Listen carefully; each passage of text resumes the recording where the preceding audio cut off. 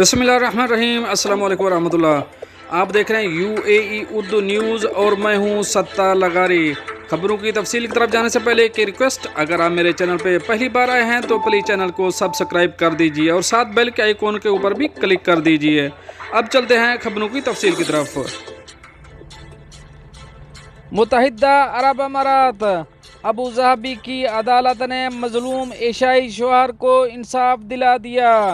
اب اس خبر کی تفصیل۔ ابوظہبی فیملی کورٹ نے ایک ایشیائی خاوند کو اس کی بیوی سے انصاف دلا دیا۔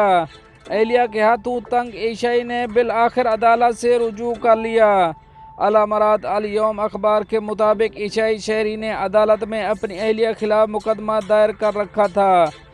مقدمے میں انہوں نے دعویٰ کیا تھا کہ اہلیہ نے انہیں زد و کوب کیا، لہذا انہیں پہنچنے والے مالی اور ذہنی نقصان کی تلافی کرائی جائے۔ دعوے میں 50,000 درہم ہرجانے کے طور پر طلب کیا گیا تھا۔ ایشیائی شہری نے عدالتی اخراجات اور وکیل کی فیس پر خرچ ہونے والی رقم بھی بیوی سے دلوانے کی درخواست کی تھی۔ ایشیائی نے اپنا دعویٰ ثابت کرنے کے لیے میڈیکل رپورٹ بھی عدالت میں پیش کی۔ ابوظہبی فیملی کورٹ نے شوہر کے حق میں فیصلہ دیتے ہوئے اہلیہ پر 2,000 درہم جرمانے کا فیصلہ سنایا۔ اہلیہ کی جانب سے عدالت میں جواب داخل کرتے ہوئے کہا گیا تھا کہ ان کے خلاف شوہر کا کیس مسترد کر دیا جائے۔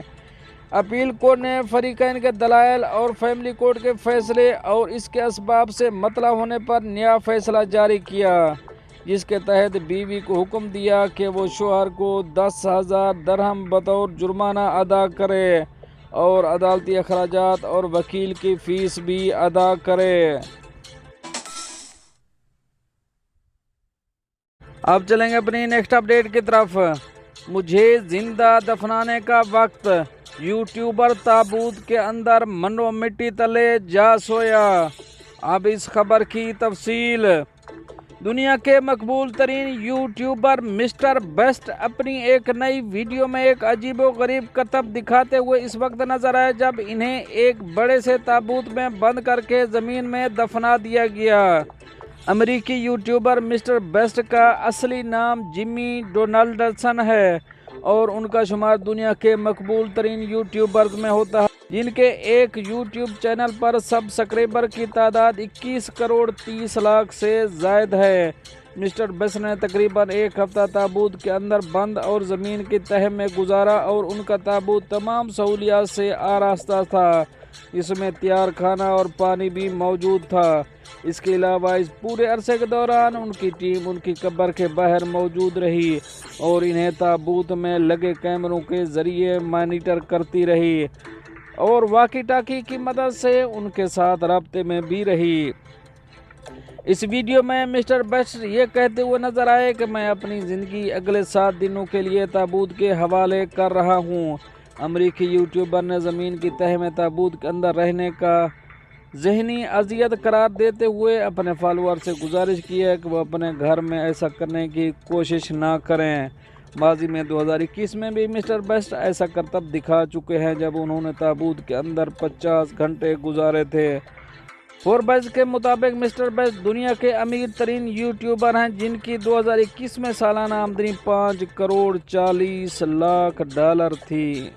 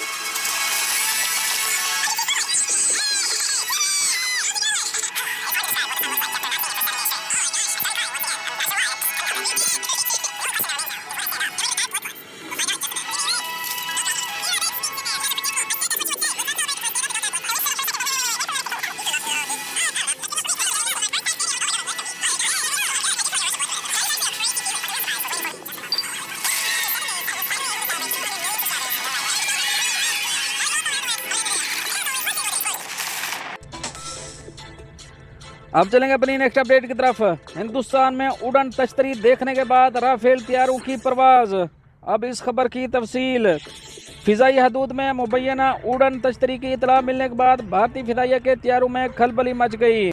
मणिपुर के अम्फाल हवाई अड्डे के करीब नामालूम फ्लाइंग इंजेक्ट UFO के नजर आने की इतला के बाद हिंदुस्तानी फिजाइया ने इतवार को फौरी तौर पर राफेल लड़ाका हथियार रवाना किए थे। आला ज़राए ने इंडिया टुडे को बताया कि हसीमार एयरपोर्ट से लॉन्च किए गए राफेल को कुछ पता नहीं चल सका। पहला हथियारा एयरबेस पर वापस आया और दूसरे को दोबारा चेक करने के लिए इलाके में तैनात किया गया, लेकिन वो भी कुछ तलाश करने में नाकाम रहा। इसके बाद भारतीय फिजाई की मशरकी कमान ने कहा कि इसने अपने फिजाई दिफाई निज़ाम को फ़ाल कर दिया है। हिंदुस्तानी फिजाइया की मशरकी कमान ने ट्वीट किया, AF ने अम्फाल हवाई अड्डे से बसरी मालूमात की बुनियाद पर फिजाई दिफाई रद्द अमल के तरीक़ाकार को फ़ाल किया। इसके बाद वो छोटी चीज़ दोबारा नज़र नहीं आई। फिजाइया के एक एहलकार ने बताया कि शाम 4 बजे तक हवाई अड्डे के मगरब में उड़न तश्तरी खुली आंखों से दिखाई दे रही थी। दरियासना मणिपुर के अम्फाल में बेर टेकंदर जेट बैनुल अक़वामी हवाई अड्डे पर फ्लाइट ऑपरेशन कई घंटों तक मुअत्तल रहा। अब चलेंगे अपनी नेक्स्ट अपडेट की तरफ। गजा में हस्पतालों के नीचे बैंकर इसराइली फौज ने बनाए थे, साबिक इसराइली वजीर आजम का एतराफ़। अब इस खबर की तफसील। इसराइल के साबिक वजीर आजम एहूद बाराक ने एतराफ़ किया कि मकबूजा फ़लस्तीनी इलाका गजा में हस्पतालों के नीचे बैंकर इसराइली फौज ने बनाए थे।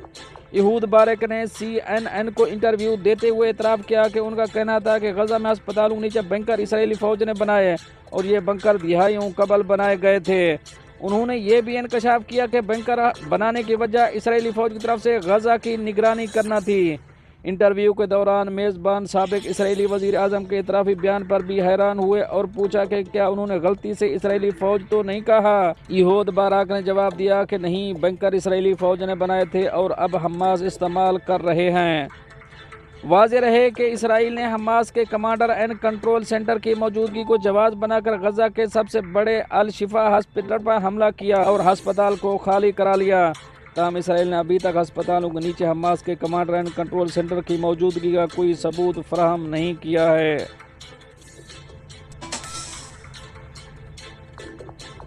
अब चलेंगे अपनी नेक्स्ट अपडेट की तरफ। यमन के जंगजुओं की इसराइल को धमकी। अब इस खबर की तफसील। यमन के हौसी जंगजुओं ने कहा कि इसराइल ने गजा पर बमबारी बंद न की तो वो समंदर से गुजरने वाले हर इसराइली जहाज को हाईजैक कर लेंगे।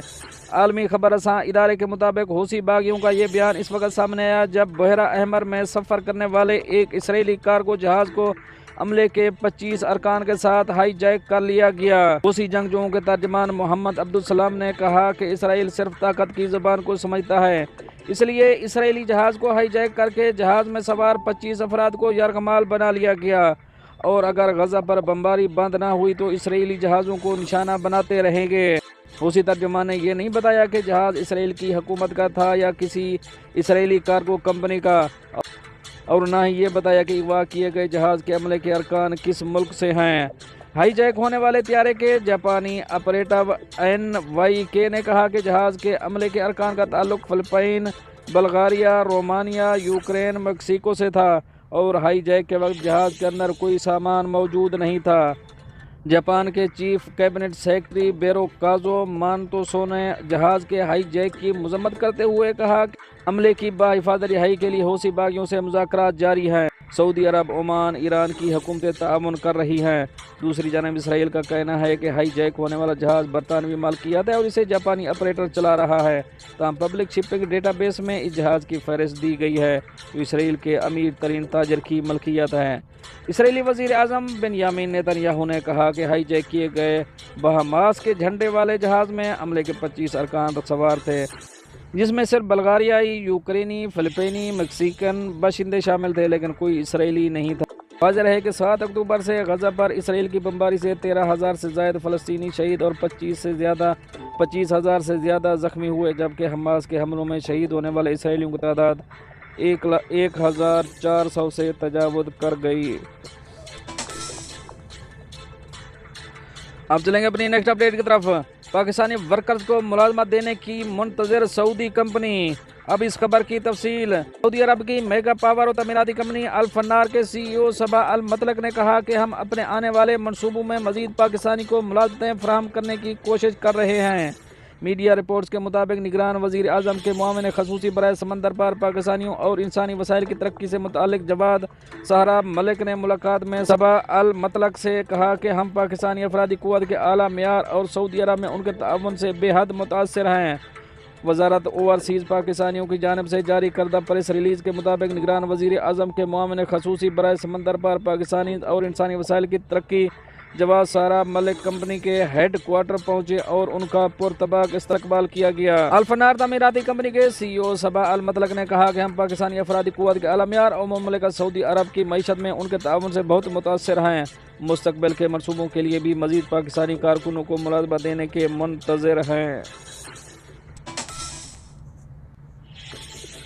अब चलेंगे अपनी नेक्स्ट अपडेट की तरफ। रोज़ा रसूल करीम के खादिम इंतकाल कर गए, इन्ना लिल्लाहि व इन्ना इलैहि राजिऊन।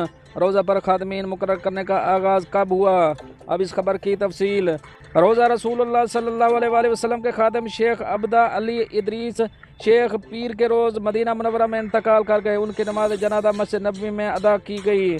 शेख अब्दा अली इदरीस शेख रोज़ा शरीफ की खदामों में से थे। सऊदी अरब में अगवात के हवाले से खसूसी ज़ाब्ते हैं। अगवात के दो बड़े काम होते हैं, वो मुक़द्दस हुजरे की देखभाल के इंचार्ज और इसकी कलीदी अलमबरदार होते हैं। दूसरा काम मस्जिद नबवी को खोलना, बंद करना, रोशन करना और खुशबू लगाना है। वाज़ेह है कि मस्जिद नबवी शरीफ में कब्र नेवी की खिदमत के लिए जो खसूसी अफराद मुकर्रर किए गए इन्हें अगवात कहा जाता है। जहाँ तक मस्जिद नबवी के अगवात का ताल्लुक़ है तो इसकी तारीख़ सलाहुद्दीन बिन अयूब के दौर से शुरू हुई। वो पहले हुक्मरान हैं जिन्होंने खुद्दाम को मस्जिद नबवी शरीफ के लिए मुकर्रर किया। अब चलेंगे अपनी नेक्स्ट अपडेट की तरफ। जायदाद का तनाज़ा, मस्जिद में बुजुर्ग शहरी पर तशद्दुद की वीडियो वायरल। अब इस खबर की तफसील। मस्जिद में जायदाद के तनाज़े पर बुजुर्ग शहरी पर तशद्दुद की वीडियो वायरल हो गई। पुलिस के मुताबिक मस्जिद में तशद्दुद का वाक़या गुलशन आबाद थाने के हदूद में पेश आया, जहाँ कुछ अफराद ने मस्जिद में नमाज अदा करने आने वाले बुजुर्ग को तशद्दुद का निशाना बनाया। वाक़े की CCTV वीडियो मंजर आम पर आ गई, जिसमें देखा जा सकता है कि बुजुर्ग शहरी एजाज पर जैसे ही वो नमाज पढ़ने लगे एक नौजवान ने हमला कर दिया। फुटेज में चौधरी गोहर और चौधरी फैसल नामी नौजवानों को बुजुर्ग शहरी को थप्पड़ मारने और घूंसे मारते देखा जा सकता है, जबकि करीब में मौजूद बुजुर्ग शहरी का बेटा अबरार अपने वालिद को बचाने के लिए मुदाखलत करता है। इन्हें तशद्दुद का निशाना भी बनाया जाता है। इसी दौरान हमला आवर के मजीद साथी भी मस्जिद में पहुंचते और तशद्दुद शुरू कर देते हैं। 3 अफराद ने मिलकर बुजुर्ग शहरी एजाज और उसके बेटे अबरार को मस्जिद में तशद्दुद का निशाना बनाया, जबकि बेटे अबरार के सर पर चोट और जिस्म के दीगर हिस्सों पर चोटें आईं। पुलिस ने दरख्वास्त पर मुलजिमान के खिलाफ कार्रवाई शुरू कर दी है और उनकी गिरफ्तारी के लिए छापे मारे जा रहे हैं। दोस्तों ये तो थी कुछ अहम अपडेट जो आप दोस्त शेयर करिए हैं। मिलते हैं नेक्स्ट अपडेट के साथ नेक्स्ट वीडियो में, तब तक के लिए अल्लाह हाफिज़।